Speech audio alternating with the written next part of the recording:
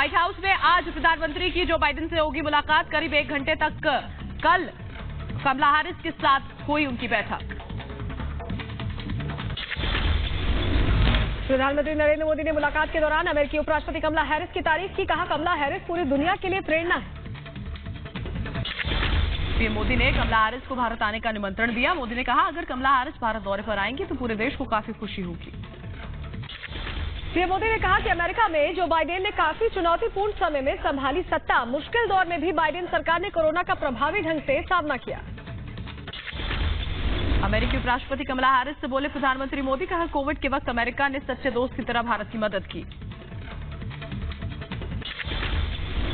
जब भारत कोविड की दूसरी लहर से बहुत ही पीड़ित था, बड़ा संकट था, लेकिन उस समय आपने एक सच्चे मित्र की तरह बहुत ही संवेदना भरा और सहयोग का संदेश दिया था।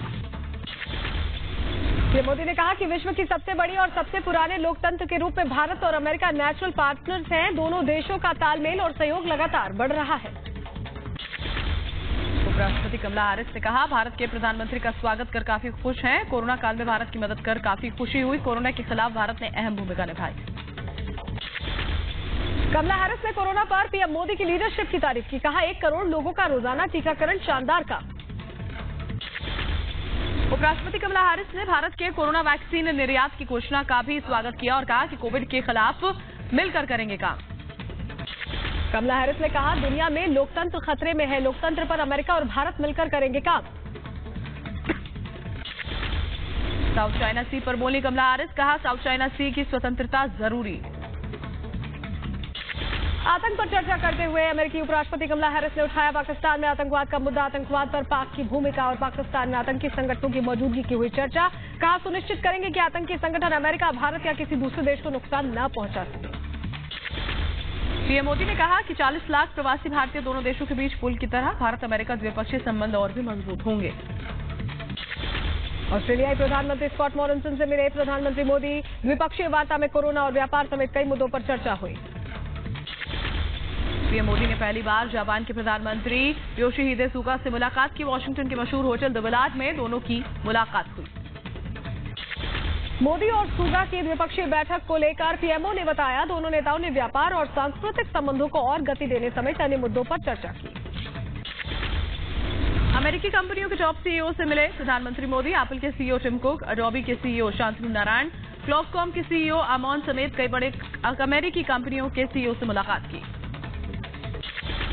अमेरिकी कंपनियों के सीईओ से मुलाकात के बाद पीएम मोदी ने किया ट्वीट। कहा, सभी ने भारत में हो रहे सुधार की सराहना की। आज अमेरिकी राष्ट्रपति जो बाइडेन से मिलेंगे प्रधानमंत्री मोदी। द्विपक्षीय बातचीत में व्यापार, सुरक्षा समेत कई मुद्दों पर होगी चर्चा। आज शाम क्वाड देशों की बैठक में शामिल होंगे पीएम मोदी। साउथ चाइना सी सहित कई मुद्दों पर होगी चर्चा। ऑस्ट्रेलिया, जापान, भारत और अमेरिका के प्रमुख होंगे शामिल। आज शाम न्यूयॉर्क के लिए रवाना होंगे पीएम मोदी। कल शाम 6:30 बजे संयुक्त राष्ट्र महासभा को संबोधित करेंगे पीएम मोदी। करीब 20 मिनट का हो सकता है भाषण।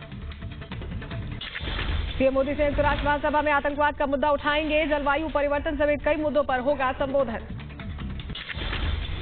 पीएम मोदी की अमेरिका यात्रा पर आर भारत पर देखिए पल पल की रिपोर्ट। हमारे senior executive editor Abhishek Kapoor America में है मौजूद। धर्मांतरण मामले में एटीएस को आज सुबह 10 बजे से मिलेगी कलीम सिद्दीकी की रिमांड के बाद कलीम से पूछताछ करेगी एटीएस की टीम। 10 दिन पुलिस हिरासत में रहेगा मौलाना कलीम सिद्दीकी। जबरन धर्मांतरण और विदेशी फंडिंग को लेकर पुलिस करेगी पूछताछ। यूपी एटीएस ने मेरठ से किया था गिरफ्तार। मेरठ से गिरफ्तार मौलाना कलीम सिद्दीकी की संस्था ग्लोबल पीस सेंटर के ऑफिस की तलाशी एटीएस ने सर्च वारंट किया जारी। जल्द ही शाहीन बाग कार्यालय की करेगी जांच। जबरन धर्मांतरण मामले में एक और गिरफ्तारी हुई है। मौलाना कलीम का साथी हाफिज इदरिस मुजफ्फरनगर से हुआ गिरफ्तार। हरियाणा के नूह में जबरन धर्मांतरण के आरोप में 4 लोगों के खिलाफ केस दर्ज। मनोज से अनस बने शख्स का अप्रैल 2020 में करवाया गया था धर्म परिवर्तन।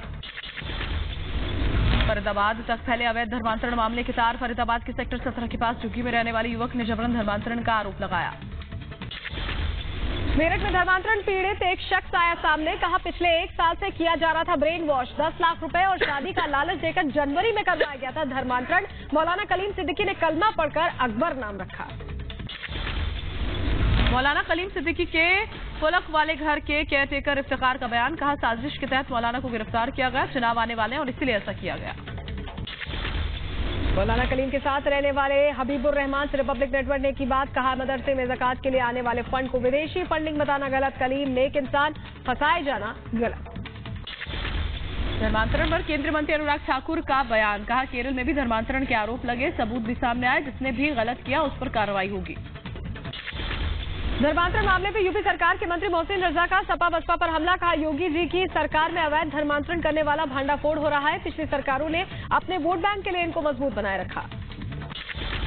हरियाणा के गृह मंत्री अनिल विज ने कैप्टन अमरिंदर सिंह को दिया बीजेपी में शामिल होने का ऑफर, ट्वीट कर कहा पंजाब में सभी राष्ट्रवादी ताकतों को कांग्रेस के गलत मंसूबों को नाकाम करने के लिए हाथ मिलाना चाहिए। राहुल गांधी से मिले पंजाब के सीएम चरणजीत सिंह चन्नी, देर रात हुई कैबिनेट विस्तार के लिए नामों पर चर्चा, हरीश रावत, केसी वेणुगोपाल भी बैठक में मौजूद रहे।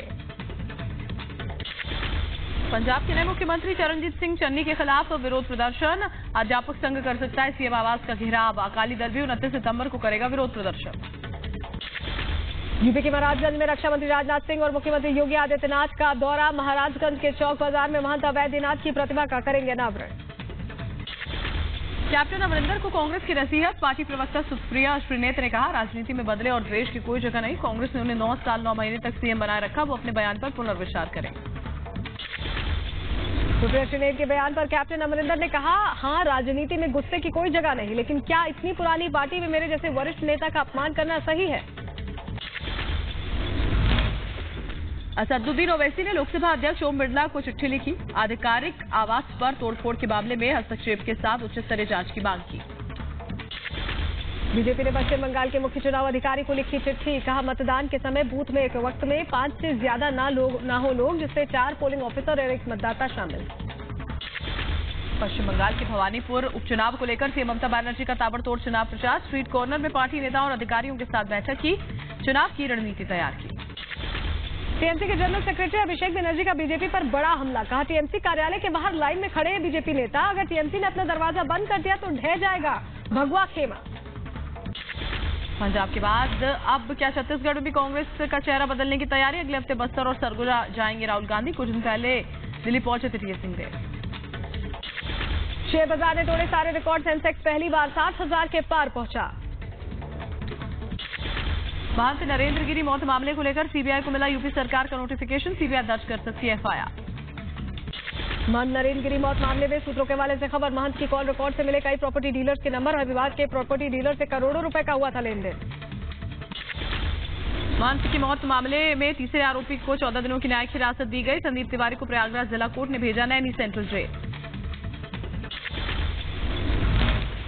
महंत नरेंद्र गिरी मौत केस में आरोपी आनंद गिरी के वकील ने कोर्ट से मांगी सुरक्षा, आनंद गिरी ने जान को खतरा बताया था। महंत नरेंद्र गिरी की मौत मामले में हरिगिरी महाराज का बयान, कहा सही जान से सच आएगा सामने, सीबीआई मौत का सच निकालेगी बाहर। महंत नरेंद्र गिरी की सुसाइड नोट की जांच जारी, फोरेंसिक जांच के लिए भेजा गया सुसाइड लेटर, रिपोर्ट का इंतजार। महंत नरेंद्र गिरी की सुरक्षा में तैनात सिपाही अजय सिंह पर खुलासा, सिपाही अजय सिंह के पास करोड़ों की संपत्ति, अजय के पास लाखों की कीमत के 2 से 3 फ्लैट। संयुक्त राष्ट्र सुरक्षा परिषद के 5 स्थायी सदस्यों का अफगानिस्तान के मौजूदा हालातों पर मंथन, अफगानिस्तान में एक समावेशी सरकार का आह्वान किया। काबुल की सुरक्षा के लिए तालिबान ने विशेष आयोग का गठन किया, उप प्रधानमंत्री अब्दुल गनी बरादर काबुल की सुरक्षा के लिए यहां पर नए आयोग की करेंगे अध्यक्षता। अफगानिस्तान में तालिबानी रक्षा मंत्री का तालिबानी आतंकियों के लिए नया फरमान, कहा किसी भी दफ्तर में ना की जाए तोड़फोड़, फोटो खींचने और वीडियो बनाने पर भी लगाई रोक। अफगानिस्तान के नंगरहार प्रांत में विस्फोट, धमाके में 6 लोगों की मौत, मरने वालों में 3 तालिबान के आतंकी, हमले की अभी तक किसी ने नहीं ली जिम्मेदारी। आर्थिक पतन के कगार पर अफगानिस्तान, हेरात प्रांत में कई फैक्ट्रियां हुई बंद, पैसों और कच्चे माल की कमी के चलते फैक्ट्रीज पर लग रहा है ताला। अफगानिस्तान में आर्थिक संकट को लेकर तालिबानी सरकार का दावा, देशों के साथ आर्थिक संबंधों को जल्द किया जाएगा विनियमित, क्षेत्रीय स्तर पर पड़ेगा इसका सकारात्मक प्रभाव। अफगानिस्तान में स्वास्थ्य सुविधाओं की हालत खस्ता, बुनियादी सुविधाओं और दवाओं की किल्लत से लेकर कोविड-19 वैक्सीनेशन, अफगानिस्तान में स्वास्थ्य कर्मचारियों के लिए बनी चुनौती। अफगानिस्तान में स्वास्थ्य सुविधाओं को लेकर WHO की चेतावनी, कहा अफगानिस्तान को जल्द से जल्द मदद की जरूरत। अफगानिस्तान में प्राथमिक स्वास्थ्य सेवा ढांचा ढहने की कगार पर। अफगानिस्तान में गहराया मानवीय संकट। संयुक्त राष्ट्र ने मूलभूत सुविधाओं से लेकर स्वास्थ्य सुविधाओं के लिए $5 मिलियन अफगानिस्तान को दिए। वॉशिंगटन DC में पाकिस्तान और तालिबान के खिलाफ विरोध प्रदर्शन, बैनर लेकर बलूच नागरिकों ने तालिबान के खिलाफ खोला मोर्चा। काबुल यूनिवर्सिटी के 70 प्रोफेसर्स ने छोड़ी नौकरी। तालिबान ने PhD डिग्री वाले VC को हटाकर BA पास शख्स को बनाया VC। इसी से नाराज होकर प्रोफेसर खफा। पंजशीर में तालिबान को लगा बड़ा झटका। पंजशीर के बनावी जिले को नॉर्दर्न अलायंस के लड़ाकों ने आजाद कराया। पंजशीर के बनावी जिले में तालिबानी लड़ाकों को हराकर किया कब्जा। पंजशीर में तालिबान के खिलाफ NRF की जंग जारी। काबुल में चीन, रूस और पाकिस्तान के प्रतिनिधियों ने अफगानिस्तान के राष्ट्रपति भवन में नए सरकारी अधिकारियों से मुलाकात की। बैठक में नई सरकार को मान्यता और अफगानिस्तान के आर्थिक संकट की रोकथाम पर चर्चा हुई। संयुक्त राष्ट्र महासभा सत्र में प्रतिनिधित्व की मांग करने वाले तालिबान को बड़ा झटका। संयुक्त राष्ट्र महासभा को संबोधित नहीं करेगा तालिबान। भारत ने किया था तालिबान का विरोध। न्यूयॉर्क में चल रही संयुक्त राष्ट्र की महासभा में चीन ने एक बार फिर से तालिबान का साथ दिया। तालिबान के नियंत्रण वाले अफगानिस्तान पर प्रतिबंध हटाने, विदेशी मुद्रा भंडार जारी करने की वकालत की। विदेश मंत्री एस जयशंकर ने अफगानिस्तान मुद्दे पर G20 विदेश मंत्रियों की बैठक को किया संबोधित। कहा अफगानिस्तान में मानवीय जरूरतों के लिए विश्व समुदाय को एक साथ आने की जरूरत। देश में कोरोना के 31,382 नए मामले दर्ज किए गए। बीते दिन 318 मरीजों ने तोड़ा दम। एक्टिव मरीजों की संख्या 3 लाख के पार। केरल में कोरोना की बेकाबू रफ्तार। पिछले 24 घंटे में कोरोना के 19,682 नए मामले दर्ज किए गए। 152 मरीजों ने जान गंवाई। कोरोना वैक्सीन के लिए दिव्यांगों को नहीं जाना होगा वैक्सीनेशन सेंटर। घर बैठे होगा टेस्ट और टीकाकरण। स्वास्थ्य मंत्रालय ने दी जानकारी। कोरोना महामारी पर स्वास्थ्य मंत्रालय का बयान। कहा कोरोना की दूसरी लहर अभी खत्म नहीं हुई है, हमें सावधान रहने की जरूरत है। कोरोना केस की रफ्तार में आई है कमी। कोविशील्ड को मंजूरी के बाद बोला ब्रिटेन, वैक्सीन सर्टिफिकेट पर जारी रहेगी वार्ता। British High Commissioner Alex Ellis का बयान। कहा हमारी सर्टिफिकेशन के मुद्दे पर कोविन ऐप और NHS ऐप दोनों के निर्माताओं से बात जारी है, जल्द निकलेगा हल। यूपी के कुशीनगर में जिला अस्पताल में भर्ती बच्चे की अचानक तबियत बिगड़ी। तीमारदारों ने स्वास्थ्य कर्मचारी पर गलत इंजेक्शन लगाने का आरोप लगाया। यूपी के मथुरा में डेंगू और वायरल बुखार के ग्राफ में तेजी आई है। बढ़ते मामलों को लेकर अलर्ट पर प्रशासन। प्रभावित गांवों का स्वास्थ्य टीम लगातार कर रही है दौरा। पंजाब के फिरोजपुर में टीबी अस्पताल के बंद पड़े कोल्ड स्टोर से अमोनिया गैस का रिसाव के चलते मरीजों को सांस लेने में आई दिक्कत। दमकल की गाड़ियों ने किया पानी का छिड़काव। यूपी के मेरठ में स्वास्थ्य टीम का दावा, डोर टू डोर सर्वे में करना पड़ रहा है परेशानियों का सामना। लोगों को बीमारियों के प्रति जागरूक करने में आ रही है परेशानी। यूपी के बदायूं में चरमराई नजर आई जिला अस्पताल स्वास्थ्य सेवाएं। अस्पताल में डॉक्टर्स की भारी कमी, मरीजों को हो रही है काफी परेशानी, सुनने वाला कोई नहीं।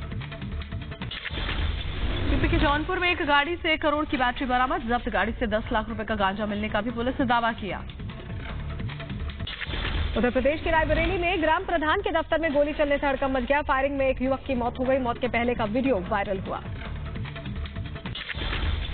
उत्तराखंड के गंगोत्री हाईवे में भीषण हादसा। अनियंत्रित होकर गहरी खाई में गिरी कार। मौके पर एक शख्स की मौत, 3 लोग गंभीर रूप से जख्मी। महाराष्ट्र के डोंबिवली में नाबालिग से रेप में 28 आरोपी गिरफ्त में लिए गए हैं। पुलिस ने 2 नाबालिग आरोपियों को भी हिरासत में लिया। फरार आरोपी की तलाश जारी। यूपी के बहराइच में एक शख्स ने मेडिकल स्टोर मालिक पर हमला किया। पुलिस समेत सैकड़ों लोगों पर पथराव। पत्थरबाजी में 2 पुलिसकर्मी घायल। आरोपी शख्स गिरफ्तार। चेन्नई के MCC कॉलेज के एक 20 साल की छात्रा की उसके प्रेमी ने रेलवे स्टेशन पर चाकू मारकर हत्या कर दी। रामचंद्रन नाम के प्रेमी ने खुद की भी जान लेने की कोशिश की। अस्पताल में भर्ती। यूपी के बदायूं में फंदे से लटका मिला एक युवक का शव। पुलिस ने शव उतारकर पंचनामे के लिए भेजा। आगे बढ़ेंगे। 12 लाख रुपए की जब्ती की गई। ग्रेटर नोएडा से भारी मात्रा में शराब जब्त की गई। आबकारी विभाग के अधिकारियों ने कार्रवाई की। उत्तराखंड के हल्द्वानी में पुलिस ने एक स्मैक की खेप के साथ तस्कर को दबोचा। पकड़ी गई 224 ग्राम स्मैक की कीमत 12 से 15 लाख बताई गई है। यूपी के रायबरेली में शादी का झांसा देकर दुष्कर्म का मामला सामने आया है। पीड़ित महिला ने पुलिस पर लगाया शिकायत दर्ज नहीं करने का आरोप। एसपी दफ्तर पहुंचकर महिला ने लगाई गुहार। यूपी के अंबेडकर नगर में नदी में तैरता मिला वकील का शव। करीब 5 दिन से लापता था वकील। पुलिस ने शव को कब्जे में लेकर पोस्टमार्टम के लिए भेजा। यूपी के सीतापुर में साइकिल चोरी के आरोप में भीड़ ने चोर को दी तालिबानी सजा। पहले हाथ बांधकर कोड़े से पीटा और फिर खंबे से बांधकर चोर की पिटाई की। वीडियो वायरल होने पर पुलिस मामले की जांच में जुटी। यूपी के अमेठी से 25,000 का इनामी हिस्ट्री शीटर गिरफ्तार। हिस्ट्री शीटर विजय विक्रम सिंह के पास एक तमंचा, जिंदा कारतूस और करीब 4,000 रुपए बरामद। हरियाणा के सोनीपत में पब्लिक स्कूल में बड़ा हादसा। बारिश के कारण स्कूल की कच्ची छत गिरी। छत गिरने से तीसरी कक्षा के बच्चे और क्लास टीचर घायल। करनाल लाठीचार्ज मामले की जांच के लिए कमेटी गठित। रिटायर्ड जज सोमनाथ अग्रवाल की अगुवाई में जांच होगी। 1 महीने के अंदर राज्य सरकार को सौंपनी होगी रिपोर्ट। उत्तर प्रदेश के सहारनपुर में उफान पर नदी नाले। पानी के तेज बहाव में जान जोखिम में डालकर नदी पार करने के लिए मजबूर हुए लोग। हिमाचल प्रदेश के कई शहरों में भारी बारिश। मौसम विभाग ने 6 जिलों में जारी किया येलो अलर्ट। अगले 12 घंटे शिमला समेत कई जिलों के लिए काफी भारी। गुजरात के वडोदरा में हुई बारिश और कई इलाकों में बारिश से जल भराव हो गया है, जिसके चलते लोगों को करना पड़ रहा है परेशानी का सामना।